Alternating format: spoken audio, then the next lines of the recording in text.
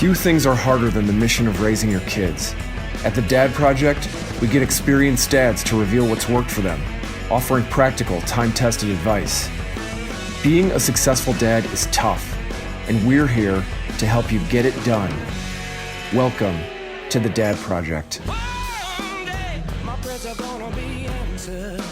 In this episode of the Dad Project, Farrell Sheehan discusses how dads can be good financial stewards for their families. Farrell is a medical student in Albany, New York.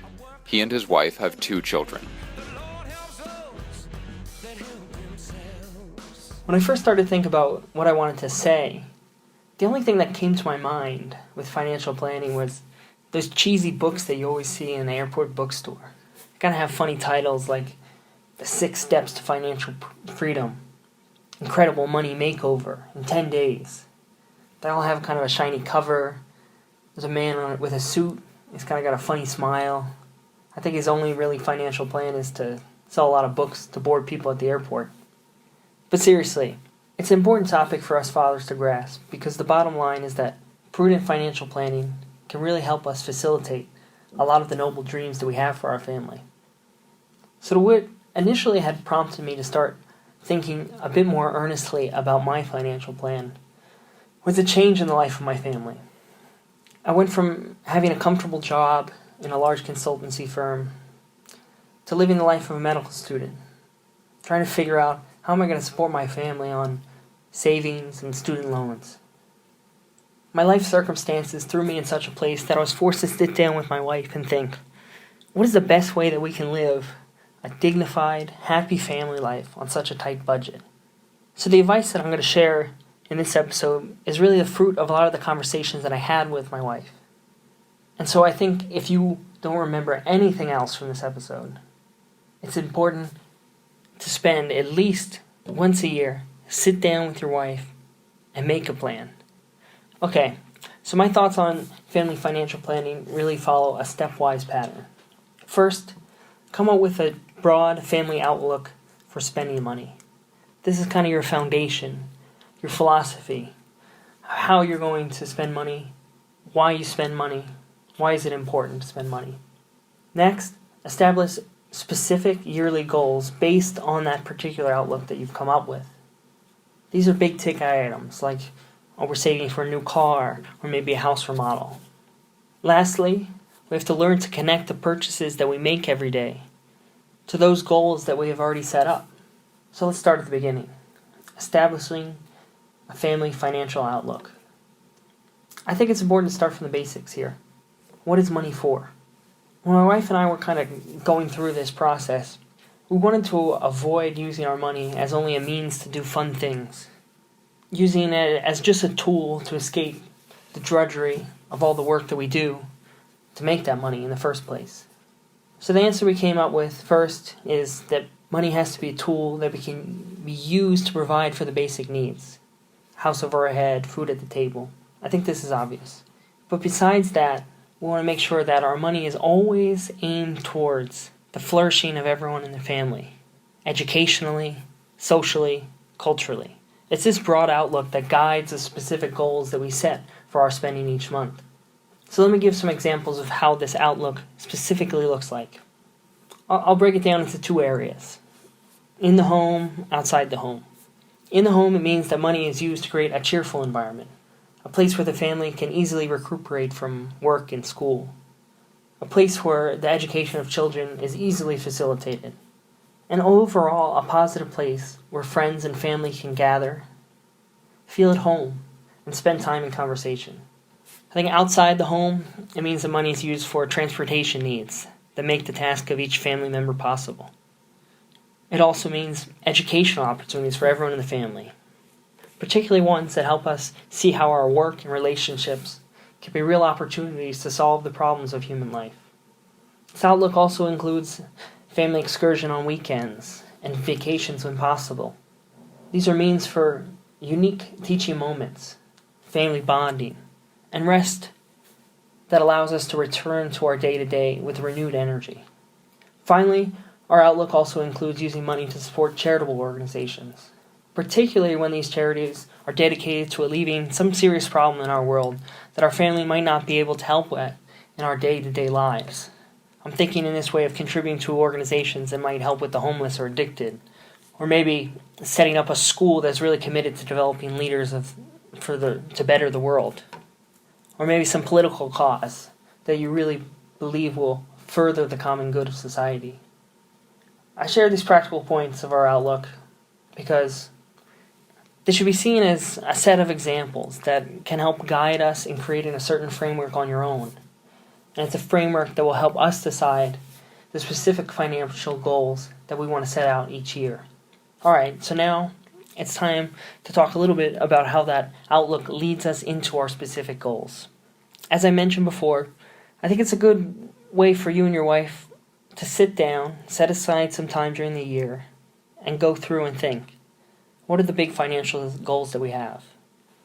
These can be things like avoiding credit card debt, saving money for school tuition, a down payment for a new house, vacation, maybe setting aside money for one of those charities. I think the key is to think through what are the big ticket items that I'm trying to achieve, and how do these items specifically tie into the financial outlook that my wife and I have decided on.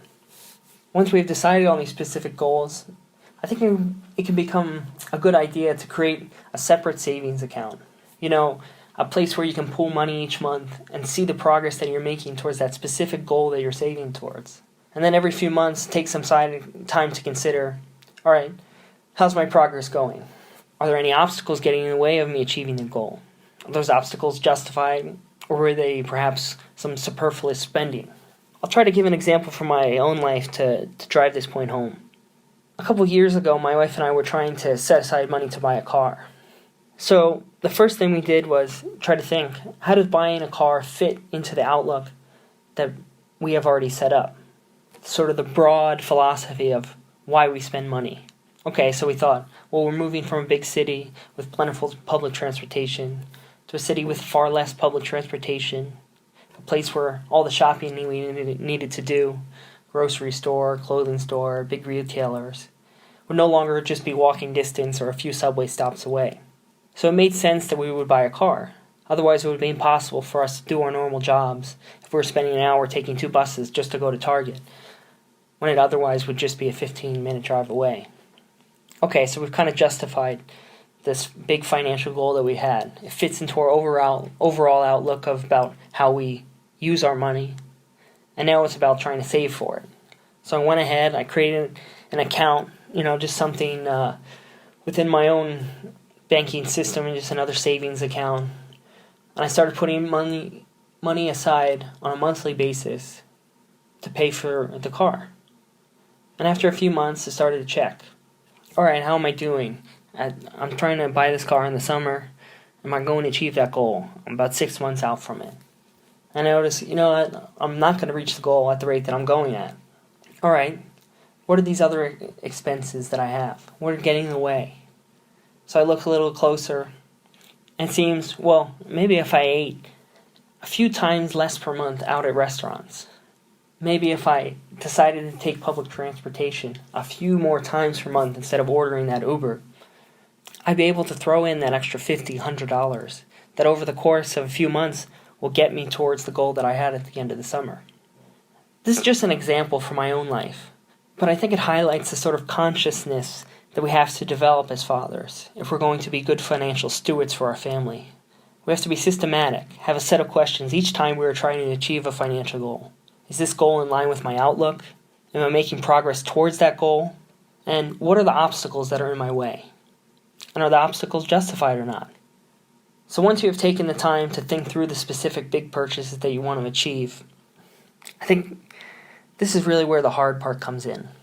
It's about executing on that plan to save towards our goal. I think the key in execution is developing a habit of spending awareness. I know we talk a lot about virtues in this podcast, and I think this habit of spending awareness is really the manifestation of prudence when it comes to spending money. What I'm trying to say is that for the prudent man, each purchase must be aimed towards those goals that are supported by the outlook that we had already defined in the first place. It means that we have to get in the habit of of asking ourselves each day, how does this specific purchase that I'm making connect with my overall goals? All right, here are some practical points that have helped me practice this habit of spending awareness. The first thing that my wife and I do is we set aside a certain amount of so-called pocket money each month for ourselves. This pocket money, it's just for little expenses that we personally have. You could imagine setting aside something like $100, and this will differ for the specific circumstances of each person. But it's money that's going to be used for, I'm going to get a beer with my friends this weekend. I'm going to go, get that new book that I've been wanting to read. I'm going to buy an afternoon coffee, go out to lunch at one of the food carts, when normally I might just bring something from home. This kind of spending, pocket money, it's easy to just chalk it up to these are normal monthly expenses. But if we set a budget and we challenge ourselves to stick to whatever reasonable budget that we had, we can try to attempt to save a few dollars each month and maybe put that towards one of our financial goals. Or even just use that extra money to do something nice for a member of our family. For instance, this could mean, all right, I'm going to refrain this week from buying that afternoon soda. All right, after a few days, I'm going to use that money and I'm going to buy some flowers for my wife. Perhaps we could easily afford to do both of these things. But it's this habit of living the habit of spending awareness that we can clearly see that there are concrete ways that I can bring my spending habits more in line with the ideals that I had originally set forth, to use my money in order to make the life of those around me more pleasant. And this often means sacrificing my own needs and wants in little ways in order to make the life of someone else and my family a bit more pleasant. When we build that habit of putting our desires second to that of the family and the little things, I think it will be much easier when it's time for us to make big financial sacrifices on the part for the sake of our family. The next practical point that I had was to use some app or database that allows us to see all the purchases in one place. And then once a month, comb through the purchases that are made, especially the recurring monthly items, and see, were there any changes? For example, why did our grocery bill go up this month? When it's all in one place on an app or some database on our computer, I think we can more easily see, okay, it's changed this month. Why did it change? Were those changes justified by the family financial outlook that we had already set? Well, maybe our grocery bill went up this month because we had a big party with friends.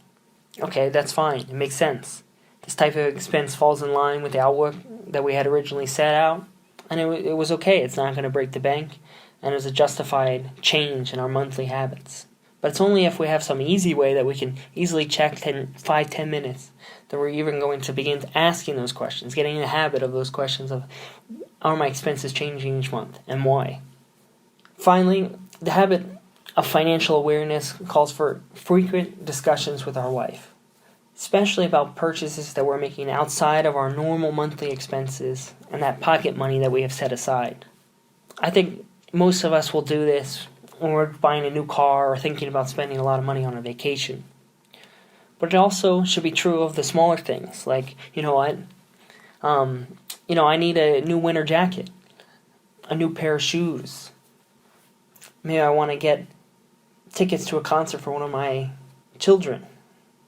When it becomes normal for us to ask our spouse what they think about us getting one of these things, and vice versa, then it's going to be easier for us to live this habit of spending awareness.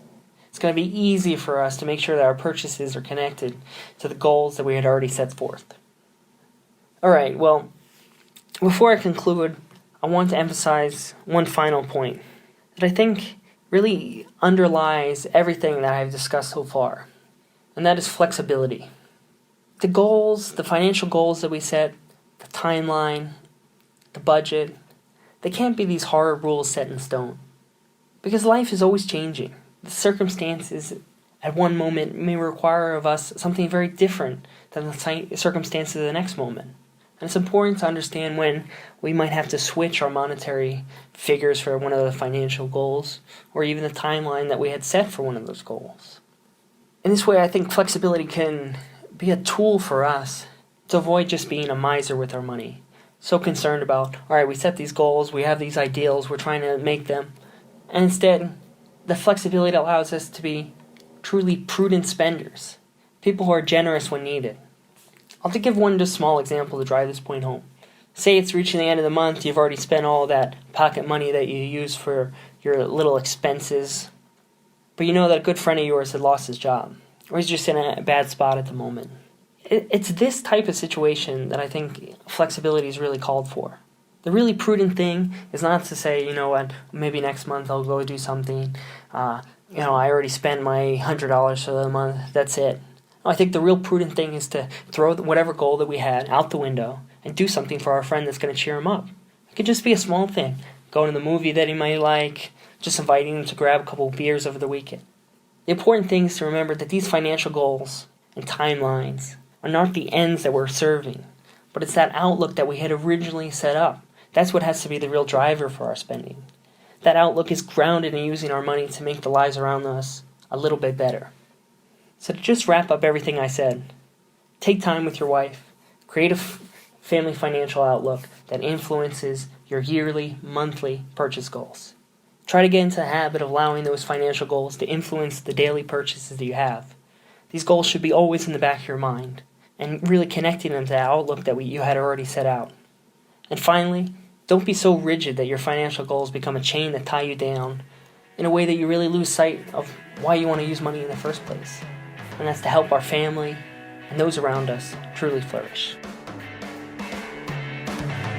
Hey, thanks for listening to The Dad Project. If this talk was valuable to you, please go to our website at dadproject.net and make a voluntary one-time or recurring donation to help support our operations. Any amount helps. Catch you next time at The Dad Project.